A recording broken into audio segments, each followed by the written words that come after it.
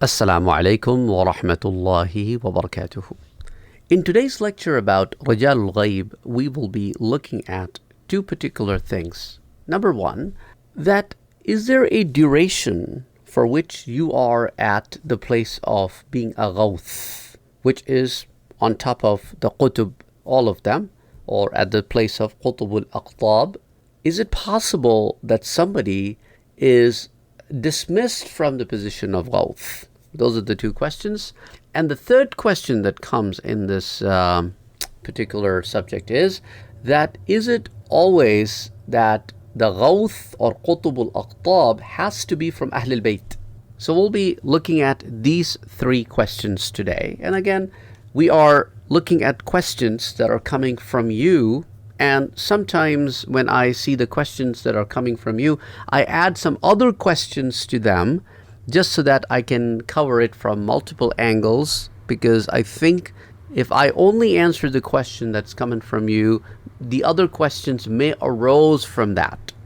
Well, if you look at, I'll share with you what Imam Abdul Wahab al-Sha'rani said, that I asked my Sheikh Ali al-Khawas rahimahullah, and I asked the exact same questions from my Sheikh, that if somebody gets placed on the position of Ghaus or Qutub al-Aqtab, is there any dedicated time frame for which this person is on this position? For example, we see that in worldly affairs, that people are put in a certain position for X amount of years, or when they are not performing, they are dismissed from that position.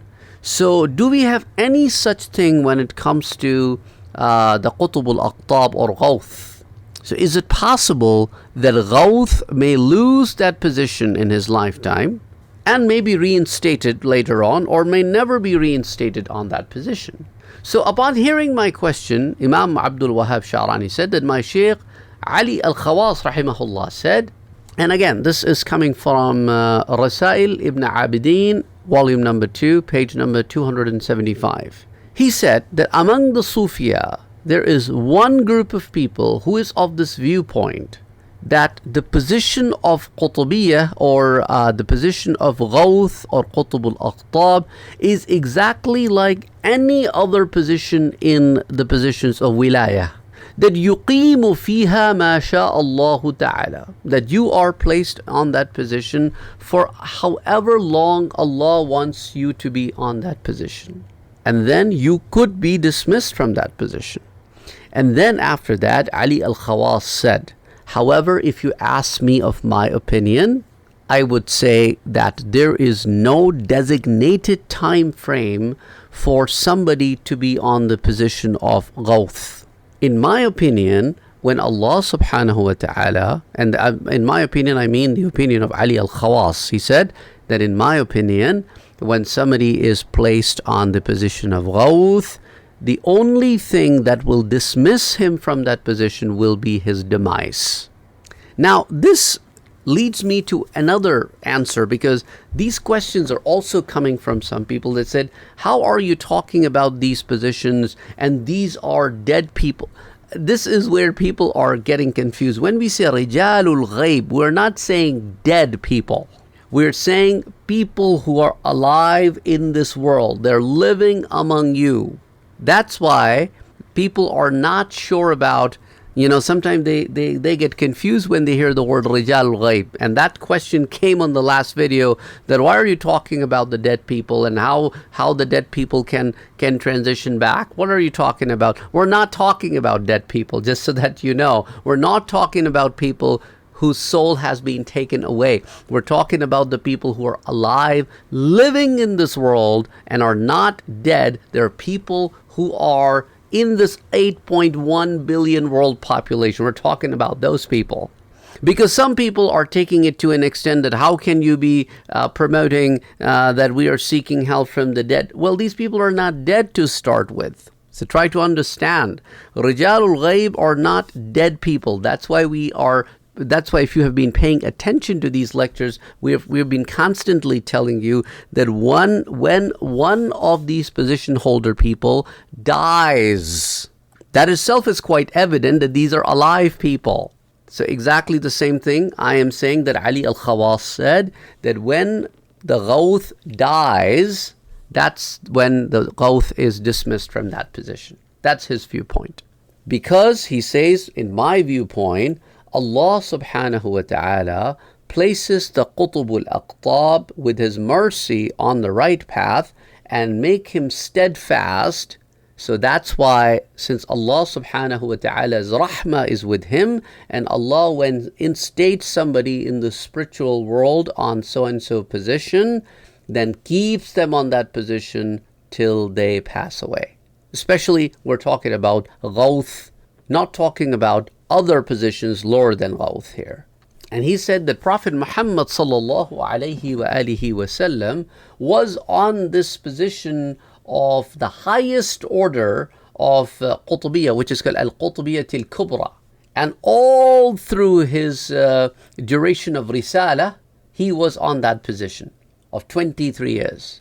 And he says that Ali al-Khawas, that after Prophet sallallahu alayhi wa alihi wasallam passed away, the best among the ummah was placed on this position, and that was Sayyidina Abi Bakr radiyallahu anhu. And then he was in that position for the duration that he was alive. And then when he passed away from that position, Sayyidina Umar radiyallahu anhu came in that position. And after Sayyidina Umar, it was Uthman radiyallahu anhu. And after Sayyidina Uthman, it was Sayyidina Ali radiyallahu anhu.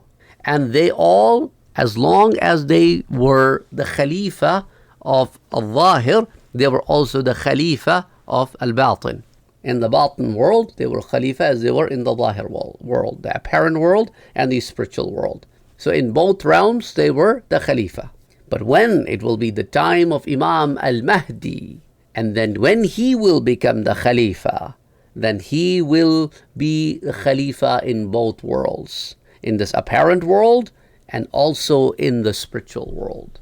And also Ali al-Khawas said that in the ummah of the Prophet sallallahu alayhi wa alihi wasallam, from the khulafa, he will be the last qutb. After him, Sayyidina Isa alayhi salam will come in that position and will become the Ghaus, and the Qutbiyyat will be then passed over to Sayyidina Isa alayhi salam. And as it comes in the books of Hadith, Sayyidina Isa alayhi salam will live for 40 years. And just so that you'd understand this, that the position of Ghaus is not an easy position. It is a position with great responsibility. That's why Qutb is in a position where is in a constant stress. You can say in some way you can say this constant stress is the stress that spiritually is that this person is elevated and also is responsible for keeping the order in place.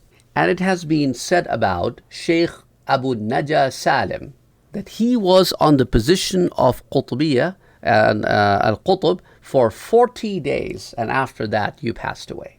And according to some riwayas or narrations, he was on that position for only 10 days and then he passed away. Similarly, we have also come to know that Sheikh Abu Madyan al-Maghrabi, rahimahullah, he was also on the position of Ghaus for a very small amount of time before he passed away. Now let's come to the next question that I said at the beginning of today's lecture, that is it that only the people from Ahl al-Bayt could be Ghaus?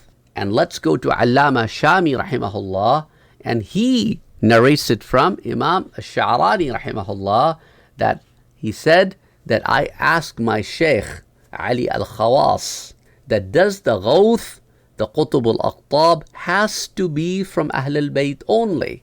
As I have heard from some of the Sufiya that it has to be that way. So Ali al-Khawas said, Qutb or Ghaus or Qutb al-Aqtab doesn't has to be from the Ahl al-Bayt, because this is something that is given as a position by Allah subhanahu wa ta'ala. Whoever He wishes, this position can be given to somebody who is from the lineage of Sayyidina Ali al-Murtada radiyallahu anhu, or could be from else. Rasail Ibn Abidin, volume number 2, page number 275.